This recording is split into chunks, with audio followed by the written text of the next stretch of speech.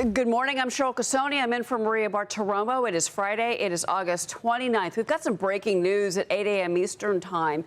CNN is reporting that President Trump has now revoked the Secret Service detail of former Vice President Kamala Harris after the Biden administration had extended that order and that protection in what's being described as an undisclosed agreement.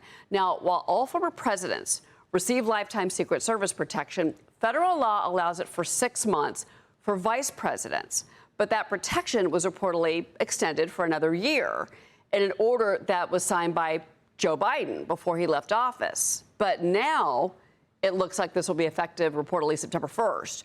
Let's bring in Assistant Professor of Law at the Catholic University of America, Chad Squitieri. Professor, just real quick, I want to get your reaction, if you don't mind, to this breaking news.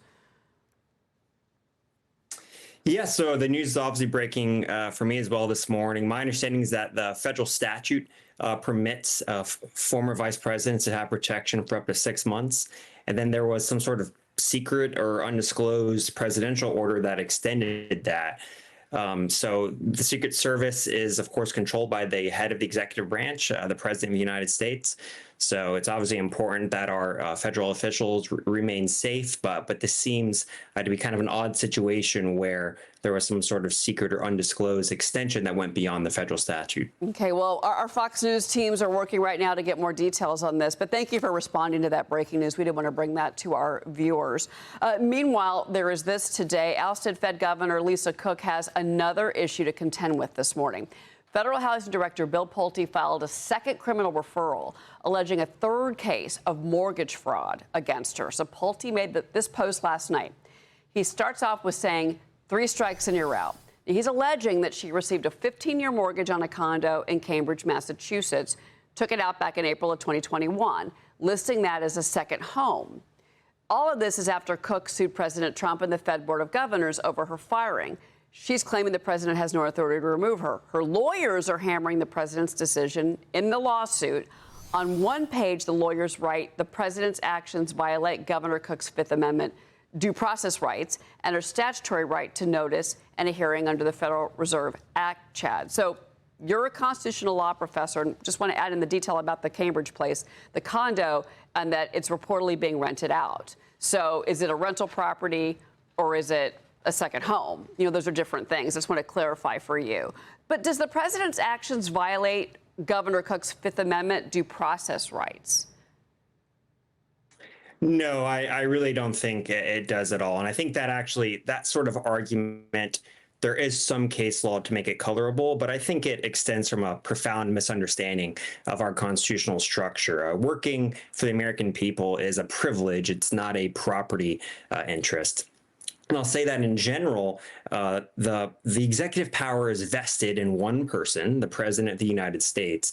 And the Supreme Court has made very clear over a series of opinions that that gives the president the authority to remove high-ranking officials from office, even without cause. Now, the Supreme Court has hinted, though never formally ruled, that the Federal Reserve might be special. But here the president worked within the statutory structure to remove former Governor Cook for cause. And I think that signals a desire or an intention by the president to work within the legal understanding put forward by the Supreme Court concerning Fed removal. And that runs counter to some of the arguments that we sometimes hear that the president doesn't respect judicial decisions or something like that. Absolutely not. Here, the president seems to have intentionally worked within the Supreme Court's understanding of the Federal Reserve removal issue. Well, what do you make of the fact that in the lawsuit, they also name Fed Chairman Jay Powell and the board? I thought that was a bit of an unprecedented move. Yeah, I'm guessing that it stems from this oddity that where the lawsuit can't itself name the president of the United States as a party. So she has to sue people around the president. So I suppose that's where that is coming from. Okay. So her lawyers are also hammering the allegations, directly writing this. The president and Director Pulte have not even alleged explicitly that Ms. Cook benefited from any clerical error or that such error was intentional. That's going back to by the way, the Cambridge issue. Professor, are the mortgage fraud allegations serious enough to constitute fraud? Because this all goes back to cause. And I just want to reiterate to our viewers that she's this is another referral for investigation. She has not been formally charged with anything. Yeah, my gut is that, yes, they are serious enough for fraud, but I would caution that that doesn't matter for the relevant legal issue here.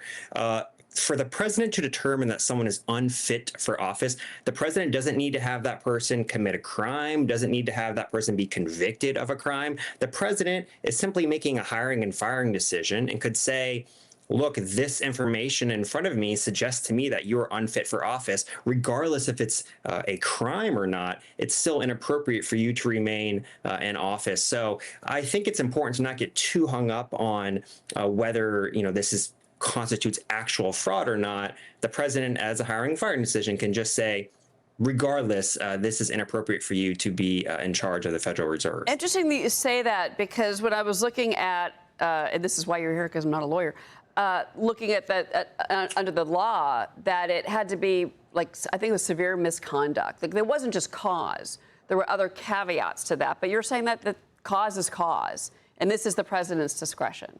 Well, correct. It's the president's discretion, and it's very interesting. This statute actually just uses the word cause. Now, there are other statutes that you're referencing that sometimes use words like malfeasance in office.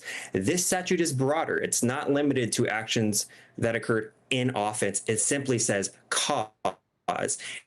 And that suggests some sort of policy as compared to a legal decision. And that will suggest that the president, as a political actor, has a tremendous amount of discretion in making this policy decision. And that when it comes to a court of law, there's really not much for a court of law to do, because the court of law looks at the relevant statutory text and says, cause, that's a policy discretion. We, a court, are not policy actors. There's really not much for us to review here. Okay. Real quick before you go. So Lisa Cook's case is going to be heard by U.S. District Judge Gia Cobb. This is a Biden-appointed judge. Back in 2021. Earlier this month, she put a block on the Trump administration's rapid deportations of thousands of illegals previously on parole. So is that a factor as we watch this unfold at 10 a.m. Eastern time today? Well, I think it's important to assume that as a judge, she'll give the president a fair shake. We'll see what happens in her courtroom this morning. But I'll note that I think that she should pay very close attention to recent rulings by the Supreme Court, which have instructed the lower courts to not reinstate fired officials during the pendency of a lawsuit. The Supreme Court has actually kind of gotten annoyed with lower courts for kind of quickly purporting to reinstate an official back into office. She's having an emergency hearing this morning, presumably to determine if she's going to reinstate former Governor Cook into office. She should pay very close attention to the Supreme Court's recent rulings that say, no, don't reinstate someone back into office during the litigation. If that person ends up winning litigation later on, then sure, reinstate them then and pay back pay, although that's questionable. That's what I think she should be paying attention to this morning. Chad Squitieri, thank you so much for being with us this morning. Really appreciate your perspective on this. And